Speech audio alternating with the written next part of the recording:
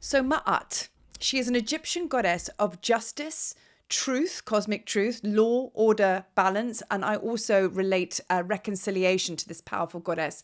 She's an Egyptian goddess that looks very much like Isis. The wings are outstretched, except she has a ostrich feather in the left side of her headdress, whereas you will see Isis with a throne on top of her head or cow horns. Ma'at will have a cosmic feather of truth. Okay, so it's and it always vibrates when she's channeling and downloading that cosmic truth. So there are so many powerful ways to connect with this goddess. She did not take on physical form. She was very much of the ethers, so to speak, and she held the 42 laws. I mean, in a way, it's a bit like Moses and the 10 Commandments, but she brought order, law, balance, justice, all of the above to the Egyptians, which is actually why the Egyptians were so successful at one point in living in the highest vibrations because of these 42 laws, because they all lived by Ma'at. The pharaohs lived by Ma'at, and if they didn't, they suffered the consequences, So the pharaohs were deemed as the anointed ones, the chosen ones. They were kind of sometimes regarded as a little bit like demigods, half human, half godlike. And that's the way that the pharaohs were related to, because they were a direct connection to Ma'at. So it was this absolute structure and order and dynamic that these Egyptians lived by. And this is why they did it so very well. And right now, in this current timeline that we're moving through or moving into, the New Earth timeline, Golden Age of Aquarius, New Age Atlantis, whatever you want to call it, we're coming back to those authenticities of how to live. Okay, so balance is a huge thing, because right now we are going through such a transformational process that connecting with Ma'at will serve you so very, very well. And now we speak about Sekhmet and Hathor and many of the other gods and goddesses which were upholders of Ma'at. So Sekhmet, we could talk extensively about so many different gods and goddesses, but my main frequency, my kind of like developed energetic vibration is very much with Sekhmet, Mother Sekhmet. And I know a lot of you out there connect with her as well, or Hathor, because they're one of the same gods or goddesses. But Sekhmet would kind of go around in fury, righteous rage, and make sure that everybody was like being in alignment, with Ma'at and upholding their own internal truths and laws authentically, right? And that is very much what we're going through right now. So in a way, we're facing the judge and jury right now, which is why there's an absolute collapse of illusion out there. And that's where the chaos is coming from, because all the lies are now being shown and they're apparent within us and outside of us as well. So we're going through a huge cleanup, but that is what transformation looks like. When the fire rips through, it burns away everything that needs to go, like even the stuff that you do want. So you can actually come to a new level of understanding, a new blank canvas, a new dimension. So we actually start from the beginning and we come back to those original root systems that we've all got. We come back to our origin source codes by burning away all of the white noise. You know what I mean? So I'm going to dive into Ma'at in what her divine genius is and how she upholds us in living in a physical body. Now, these are very much in alignment with my teachings, which I'm going to go into in depth in the future as I start to kind of like share with you what I call the ascension ladders, right? Ascension ladders are indeed your chakra system. We have 7 chakras. We have many more than that, but let's keep it simple. The 7 chakra system are gateways, if not ladders, of ascension.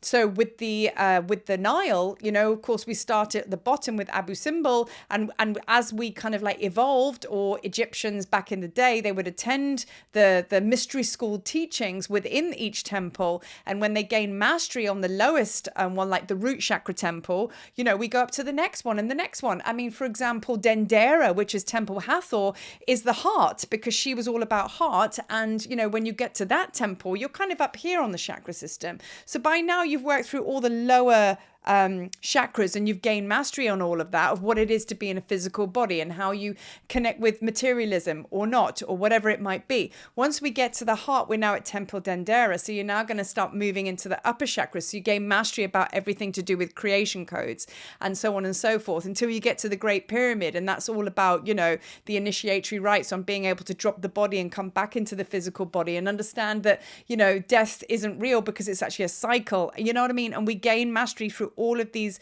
levels of of ascension. You know what I mean? And that's what it's all about. So in a way, the gods and goddesses, including Ma'at, offers us this very, very structured way of living, being, and stepping up the ladder to have that map and compass guidance on attaining mastery in this physical body and living in truth. Without it, it's a shit show, right? So now we can also like step into the 7 gates of Osiris, the 7 gates of Inanna, the 7 sorrows, all of these that I always talk about extensively, the Kemetic tree of life, which is similar to the Kabbalah tree of life. These are all maps and compasses for us to figure this out in a very structured way. You know what I mean? So we know which way we're going, right? So now bringing us back to the energy of Ma'at, and I really want to bring this into our now level of living and how this is going to help you. And like I say, this is just an introduction, but it can give you something to think about and to tap into. So Ma'at is all about truth, cosmic truth, law, order, justice, balance, reconciliation. So I've kind of like broken down what all of that means and see how you can relate it to your life. So let's talk about cosmic truth, okay? So her cosmic truth, she downloads in this feather, which kind of vibrates when you bring the energy in. By all means, you can sit in meditation. I do it all the time. And I have my own little cosmic feather of truth, like little antennae, much like the obelisks in Egypt. We're able to download and channel and get the highest, most purest truth so we can start to bring this down through our body. Do you know what I mean? And live by it. That's the embodiment process. So truth, cosmic truth, authenticity. Where are you pulling your truth from? Are you listening to everything out there and gaining your truth from somebody else's opinion? Or are you invested in the fear because somebody said something to you and you now started to vibrate with that because of the what ifs, Or are you cutting through all of this white noise and really sitting quietly and tapping into your higher self, your cosmic feather, and drawing the frequency, which is the most purest from spirit, from source, because you're part of that. You're not actually separate of that at all. So this is what this timeline of transformation is all about, is you cutting through what you always used to believe before, which is of lower vibration. And now you tapping into your origin source codes, which is the feather, which brings through your own insight, your own truth and knowings. And I want to just like pull it down from the, channeling and all this kind of thing. Knowing your truth could be as simple as just taking 20 minutes, 15 minutes to just sit quietly, really quietly, drop into the heart space, get rid of all the noise and listen. Ask yourself a question and see what answers come back without all of the noise of your phone, all of the noise of on the go and everything like that. Create that powerful bubble of stillness, even if it's just for 15 minutes a day right now, and actually see what the difference of the conversations that you are having in that environment, in that energy, than opposed to you just driving along, thinking about things, talking to a friend. Create that vessel, that space, because that is where Ma'at's cosmic truth actually is. And that is what you need to be listening to. And you'll be very, very surprised at the answer that you come back with in that quietness and stillness through your cosmic truth. You'll be very, very surprised the guidance that comes through in comparison to the other way. Okay. So that's a little bit of a little bit of homework for you right there. So as we move through cosmic truth, we now come into order. Okay, now order is really important. She has 42 laws. There's many laws. You can go and look them up. It's like, thou shalt not kill, thou not sleep with my mate's wife and stuff like that. Do you know what I mean? But it's just like they are very, very basic yet powerful ways to be a good person. Now, when I'm going to talk about the balancing of the scales in the next point, and what it is, the Egyptians believe what it was to be a good person. And they kind of like equated that to, did you live in joy in your life, and did you bring joy to others? Those are the two questions you get asked when you want to pass on to the afterlife. So I'll explain a bit more about the balancing of the scales in the next point. But that is a very, very important question, yet basic, is it not? Are you in joy, and are you bringing joy to others? If you're a bit of a Debbie Downer and you're constantly in fear and you just always got problems, well, that's a problem in itself. So now you maybe want to go back to point 1, cosmic truth, and sit in stillness and start there. Start trickling from the top of the waterfall and allow that energy to come through to kind of dictate the way forward, of where you're going to go through to living a more positive, aligned life. Okay. So going back to order. Okay, so Ma'at is all about order. Now, energy loves order. You know, it's like abundance. We talk about money. We want more money in our life and everything like that. Well, if you're not set up for it, you don't have a structure or a vibrational structure that is vibrating high, calling in that kind of abundance, then it's not going to work, right? I mean, in the end of the day, it's a bit like saying, well, you want to receive payments from a successful business, but you don't have a bank account. Do you know what I mean? That's something that's very basic in the order structure. But as far as order goes, as far as Ma'at is concerned, is like, how are you living? Are you living in the highest vibration? Because remember, like attracts like, okay? Energy loves order. So you could equate energy to being the divine feminine frequency, which is the creation codes and all of that kind of stuff. But she needs to land into something that can hold her and have her land into something that is grounded and physical. And that would essentially be the divine masculine, right? So the divine masculine is systems, technologies, organization, right? And we need that. It's like we can't just to live in a house. I mean, think about that. The house is the divine masculine. The divine feminine are all the beautiful drapes and the flowers on the table and, kind of like the throwovers and the sofas and the aesthetically look and the look and feel to the place. And in a way, if you look at a man and a woman moving into a house, that's essentially what happens. The man provides the house because he's gone out and he says like, I'll take care of that masculine stuff. I'll build you a house. And the woman's like, you know what? We're going to put some nice wallpaper here because the men don't really do that because they don't really have an eye for it. Well, actually, a lot of people do, but you know what I'm saying. You get the gist of what I'm saying. So there's the beautiful mix between the divine feminine and the divine masculine, which brings order. Okay, so that's really, really important. So, the Heka codes, which is the mentorships that I share and the teachings that I share with you, essentially the Heka codes is very much like the ascension ladders I just spoke about, because we have Seer, Hu, and Heka. Seer is the god, the creator god of perception. He's the one that brings the intention, the idea. If you can't visualize it, then you can't create it, right? So what's the vision? Then you have Hu, who is the god, the creator god that brings the divine into the physical, bringing thoughts into things. And then you have Heka, which is the manifestation energy, magic and medicine that brings that idea and that process into matter, physical form, like kaboom, there you have it. So that's another template, if not organization tool, order for you to be able to land into for your manifestation process, rather than just sitting there and just concentrating and trying to manifest stuff. Well, let's start in an orderly way. Let's start with the vision. Then let's build the pathway you're going to walk along. And then let's create the thing. You know what I mean? So order is really, really important. Now, order is also in the physical body as well. If you are not happy about living in a physical vessel and you're out of your body most of the time and you haven't come into land and your roots aren't in the earth, well, ain't no trees going to stand tall if their roots are very, very shallow. If non-existent, it's not going to happen, right? One big wind and you're falling over, right? So we really must understand that the power in everything we do is roots into the earth. It's here. This is where the party's at. So we have to really find our multidimensional bliss in what it is to live in a physical body and just love it. And the Essenes are very much connected with that as well. I'm very connected to the Essenes. I know a lot of you out there are as well. Now let's talk about how they celebrated their existence. They celebrated life. They celebrated the change of the seasons. They celebrated movement. They did qigong and all sorts of things. They celebrated the human vessel. It was sacred. And they loved their life on earth. That's what they did. They were researchers. They studied the stars. It was just like, yeah, Gaia is a party. But they were here in this physical body. Now, through trauma and things that have happened, a lot of us don't want to be here. But this is a no-brainer. You can't avoid it. This is where it's at, right? So that's your order, okay? Your connection with that, with physical. Are you organized in your energy? Are you organized in your thoughts? Are you organized in your business? So many things, you know what I mean? So energy likes order. Now, this beautifully takes us on to the next step, which is balance. Because Ma'at really works with her energetic scales of balance, right?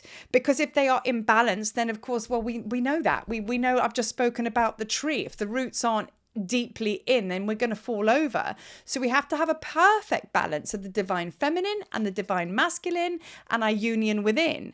Our perfect balance can be likened to as above, so below, so within, so without, right? Because if we're just as above, ... then whatevs. You're not going to be able to create this fulfilling life, right? Because we're imbalanced.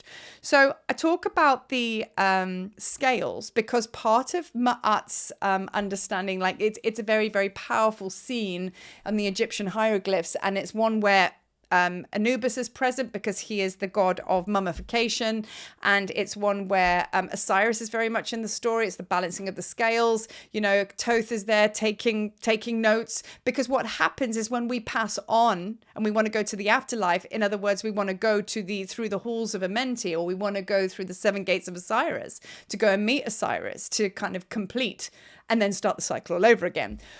First of all, when we complete on the life, we have to go and we have to have a word with the council, because they're like, no, you can't go through until you've balanced your scales. Now, were you a good person? Oh, no. Thoth is going to write down and go, no, it was actually in the Akashic records that he stole from that person, or he did this, or whatever it might be. I mean, this is the Egyptian belief. Or if you were a good person, they were like, yeah, did you bring joy to your own life? Yeah. Did you bring joy to others? Winner. Now your heart will get placed on the scales, and it will be also Ma'at's feather will get placed on the scales as well. So of course, light is a feather. Your heart needs to balance with the feather of Ma'at.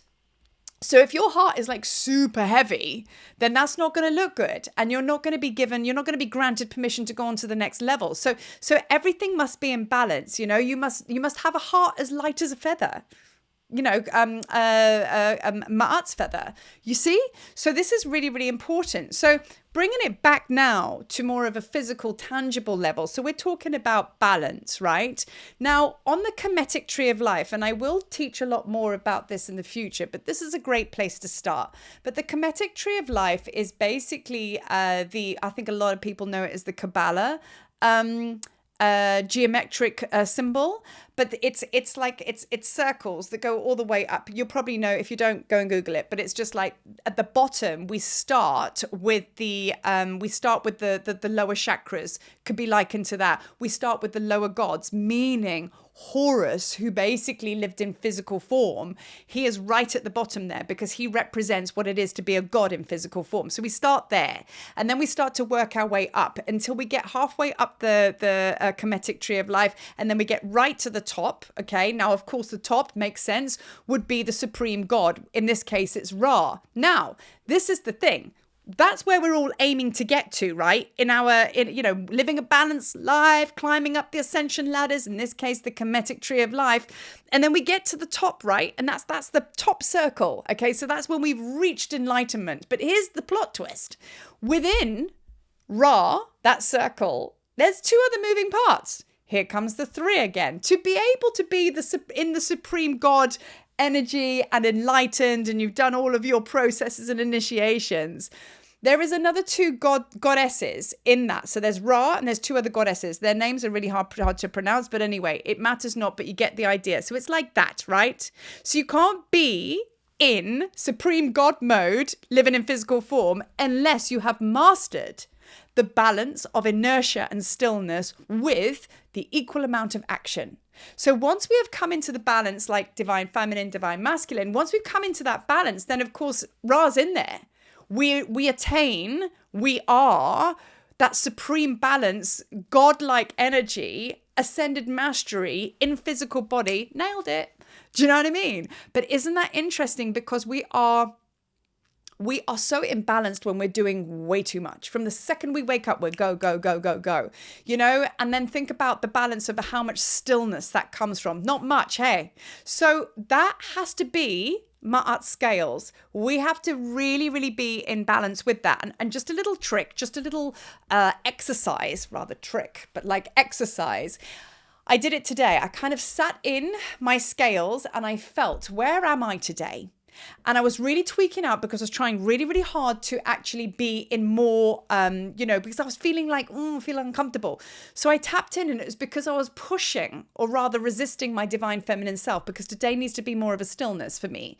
Do you know what I mean? And like less of doing, right? So I could sense and feel that by tapping into this, I was just like, the resistance was coming from the fact that I was wanting to do too much, when today is actually about me just being still, journaling, and doing the other thing. So as I kind of got got right with that. I found my energy leaning towards this side of my scales. And then I started to kind of feel my energy turn and look at that side of the scales and spend more time focusing here. And as a result of that and coming out of that meditation, I felt better.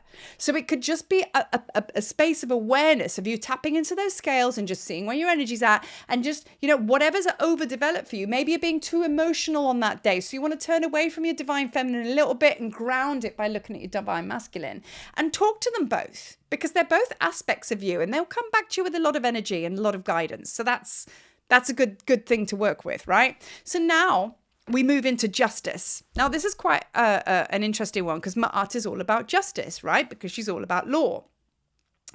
So I have actually written down what the definition is of Google Translate kind of thing.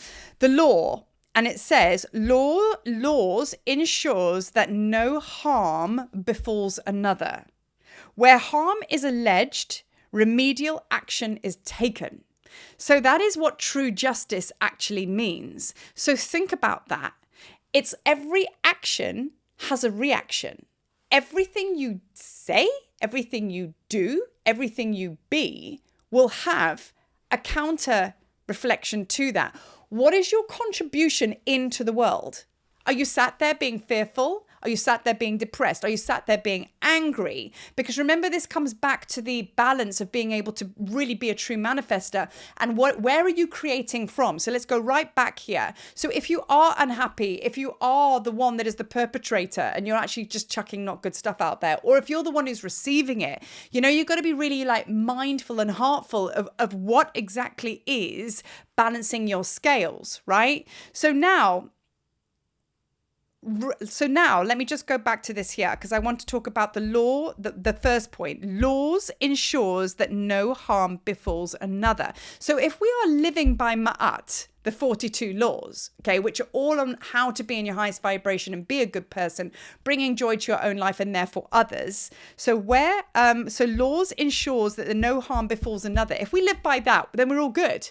We're all good, because essentially living by the laws brings you to your own very, very innate, powerful point of authenticity, especially if you're working with the cosmic feather of truth, right? There is a lot of inauthenticity out there right now and a lot of bullshit that's zinging us, right? And it's all non-truth. So this is all balancing up within us and outside there as well. So how do we keep our center in all of this chaos going on as we're going through this transformational process? Is by essentially tapping in, sitting with Ma'at and balancing all of this energy within you. If you can bring this element of justice within you, okay, every action has a reaction, meaning let's equate justice to how you behave in every single moment. And that goes to thoughts as well.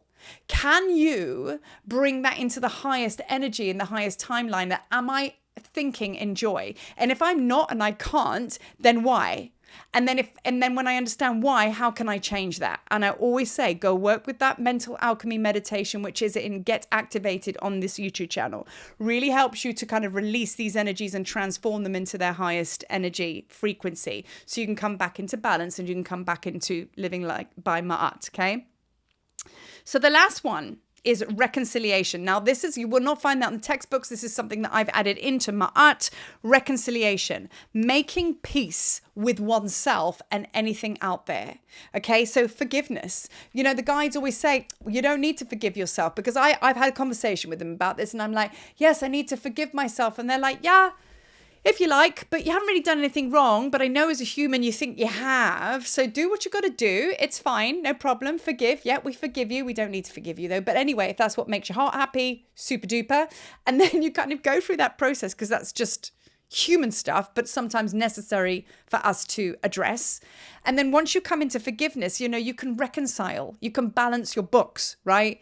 Because reconciliation with all the parts that you feel are unlovable, if you are keeping them vibrating and not being loved, then you haven't reconciled those parts of you. And that leads us to the soul retrieval. If you cannot forgive, then you can't soul retrieve that part of you back home. So we can come back to the heart. And if you want to know more about soul retrieval, just go back and have a look at the most recent videos. I actually did one on soul retrieval.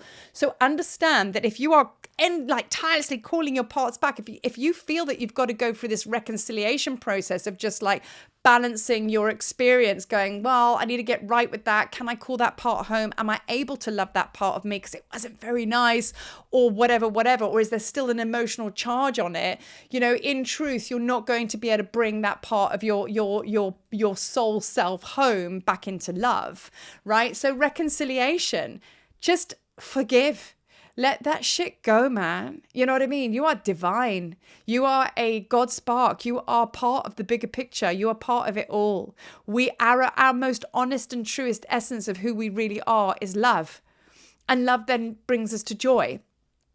And then joy takes us to something like compassion for ourselves. So we've got to get back to that. And the laws of Ma'at are going to help you balance up with this. So it really is a bit of a judgment day, a judgment year of just coming back into the authenticity of who we really, really are. And Ma'at will very much help you with that. And I just want to chuck in at the end here. I did a fire ceremony last night. I'm kind of doing them ever such a lot. Do a fire ceremony. Really work with that. You know, chuck all of this stuff. Don't even get into the details and just give yourself to the fire and bring the fire into you. Call in Sekhmet and allow her to help you transmute the shadow into something much lighter and brighter so you can come home and live by Ma'at and be Ma'at and just find that sturdy, concrete foundational self once more. So as always, I mean, we're on this journey together, and you know, it can sometimes be quite confusing. So I do hope my videos help Gospel According to Marie, cutting through the density and bringing some kind of, I don't know, clarity and understanding to it. So leave your experiences in the comments, because this is very much living by Ma'at is one of these ascension ladders. And I'm going to be sharing more on these other ascension ladders, Gospel According to Marie, as I say, and hopefully that will bring clarity to those other parts, the other things that we've been given, because this is all a map and compass thing. We've been given so much to help us navigate, but when we don't understand it because the ancient teachings are too out there, it's very hard to process it and bring it into a physical understanding in 2024. So I do hope my videos help. And and otherwise, pop your experiences in the comments. Keep watching the videos. Like I say, that mental alchemy meditation is winner for you to understand how to just transform this. It's very, very easy, and you'll feel the shift straight away. So anyway, peace, balance, order, justice, all of the things. I wish that for you. Have a great day. I'll speak to you soon.